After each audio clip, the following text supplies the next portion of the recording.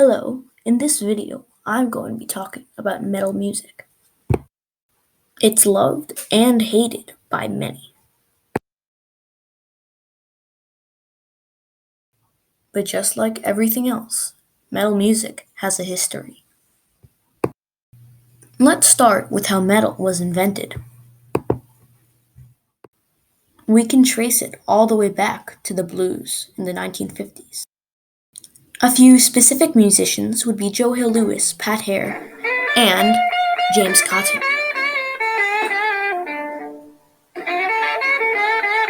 This is James Cotton's Cotton Crop Blues, where he used more distortion on his blues music.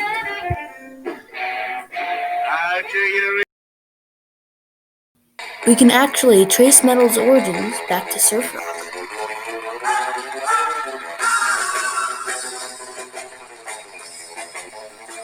Though not very heavy, surf rock, including the song right here by Dick Dale, Miserlou, used something called trem picking, which would be used in metal in later days. Here is an example of trem picking that I played.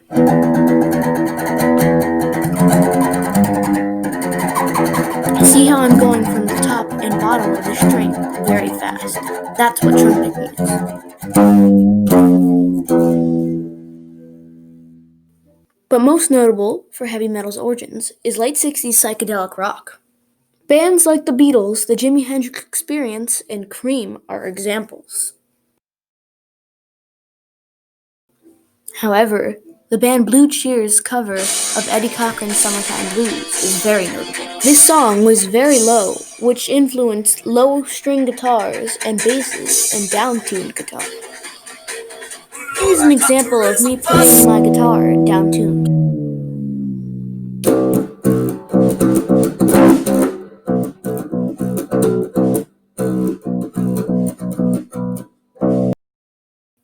Another notable, yet more famous, is Steppenwolf's Born to Be Wild. Though not that heavy, it has the words heavy metal thunder in it, which influenced me. It was also in the movie Easy Rider, which tapped into motorcycle culture, which would be in metal later. The next song on this list is In-A-Gadda-Da-Vida by Iron Butterfly. Like the last two, it was made in 1968. It was a 17-minute long psychedelic masterpiece. It also had a very long drum solo, almost 5 minutes. Now a much more famous band than those three, the Rolling Stones, in 1966 released the song Painted Black. Though not heavy, it tapped on dark metal, which would influence metal in later days. Another famous band, off their first album in 1969, Led Zeppelin released Dazed and Confused, which had a wheeling guitar, which sounded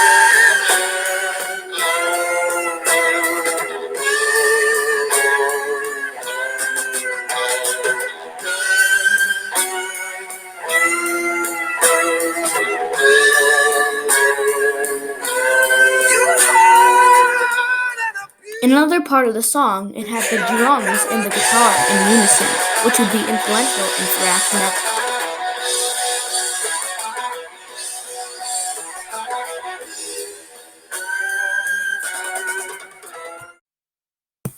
In 1967, The Who released their happy but fast song called I Can See Through Miles. One reporter said it was the heaviest song he'd ever heard.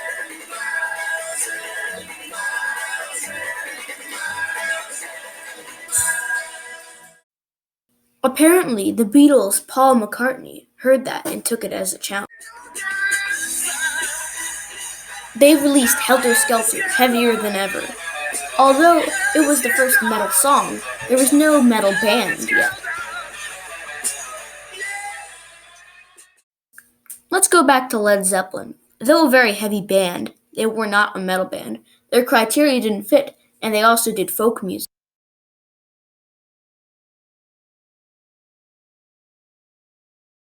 Though Black Sabbath is known as the first metal band, they started off by making something called the devil's tritone. Though it was used in classical music, never in rock, it sounded evil.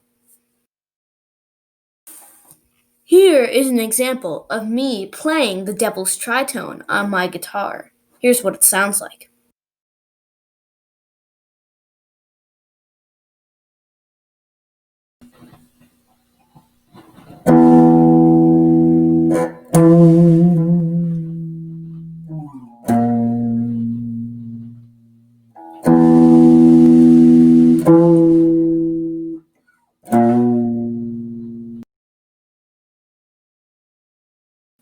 Their records were chock full with metal songs, and nobody was heavier, not one album.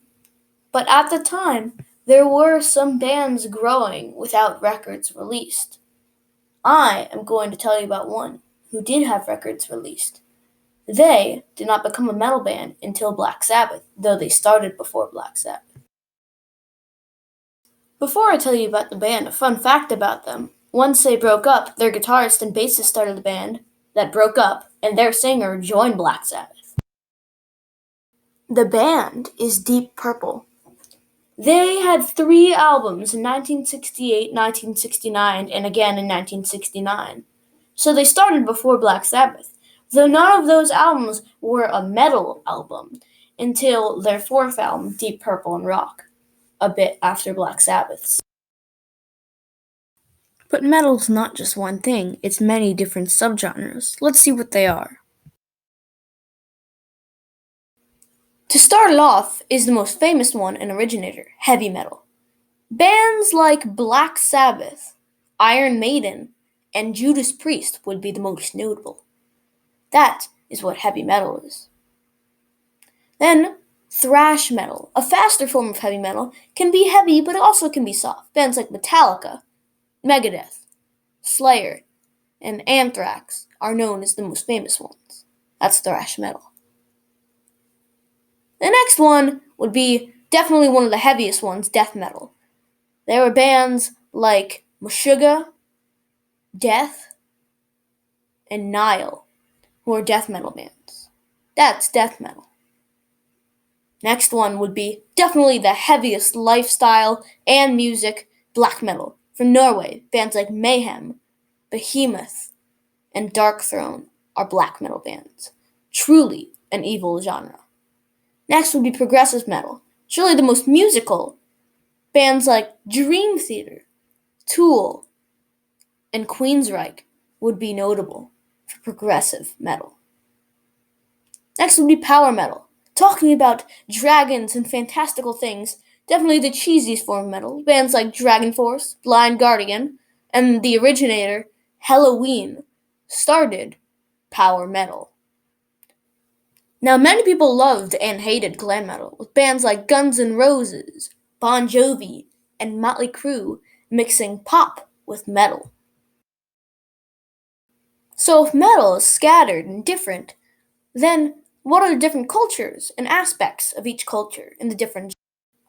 Now in 1968, Black Sabbath's Geezer Butler found a quote-unquote satanic book.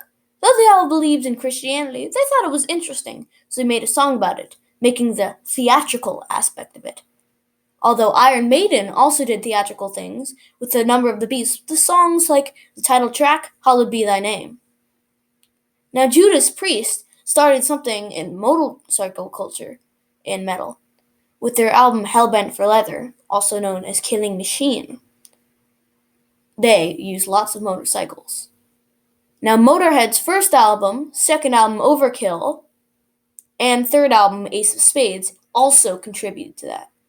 Next would be the We're Not Going to Take It one, a defiance to parents when glam metal was on the rise, where they played pop rock, and not as it's known now, but pop mixed with rock, and a very big defiance to everyone. But they did use lots and lots of hairspray for no reason. Next would be the Peace Sells But Who's Buying one, or the political version of it. This was shown in Black Sabbath's War Pigs, talking about war profiteering. The same thing with Megadeth's Peace Sells, talking about the dangers of war, with One by Metallica and The Trooper by Iron Maiden would be good examples. Next would be the quote unquote skater boys culture. When new metal was on the rise, they had their fans skating, moshing, and having a good time with headbanging. Now, bands that would be notable is Limp Bizkit, as you heard before, Slipknot, and the band Korn. But how has this all happened? How has metal evolved since? As we know, Black Sabbath invented it, but that's because in the dirty city of Birmingham in 1968, Tony Iommi's fingertips got chopped off, which made his guitars heavier, though he didn't think he could play. Next would be Deep Purple's Deep Purple and Rock, which had very high vocals from Ian Gillan. Now, why is this important? Well, first, let's see why he had these high vocals. You see, Ian Gillan was in the musical Jesus Christ Superstar. He played Judas and had a very high voice. That influenced the second wave of heavy metal with Iron Maiden and the band Dio. Now, when Def Leppard released their first album, High and Dry, though not very popular, it was the first glam metal album.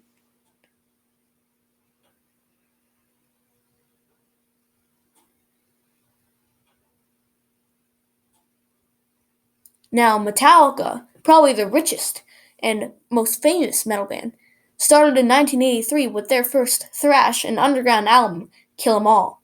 And the same year, Slayer did theirs with Show No Mercy, even more underground and heavier. And then Anthrax did theirs in '84 with Fistful of Metal, and Megadeth did theirs in '85 with Killing Is My Business and Business Is Good, political one. Then in '86 it all came to a big thing with Master of Puppets, Rain and Blood, Peace Sells But Who's Buying, and Among the Living by Anthrax. Then in the '90s it became more popular with Metallica's self-titled The Black Album, Slayer's Season of the Abyss, Anthrax's Sound of White Noise, and Megadeth's Rust in Peace and Countdown to Extinction. That's metal music. Though it's not the most popular, metal music will rock on forever.